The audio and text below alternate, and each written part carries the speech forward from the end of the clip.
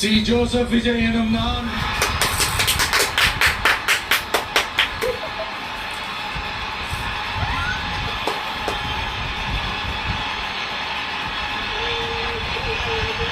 சட்டப்படி அமைக்கப்பெற்ற இந்திய அரசியல் அமைப்பின்பால் உண்மையான நம்பிக்கையும் மாறா பற்றும் கொண்டிருப்பேன் என்றும் இந்திய நாட்டின் ஒப்பில்லாத முழு முதல் ஆட்சியையும் ஒருமையையும் நிலை நிறுத்துவேன் என்றும் தமிழ்நாட்டு அரசின் முதலமைச்சராக உண்மையாகவும் உளச்சான்றின்படியும் என் கடமைகளை நிறைவேற்றுவேன் என்றும் அரசியல் அமைப்பிற்கும் சட்டத்திற்கும் இணங்க அச்சமும் ஒருதலை சார்பும் இன்றி விருப்பு வெறுப்பை விலக்கி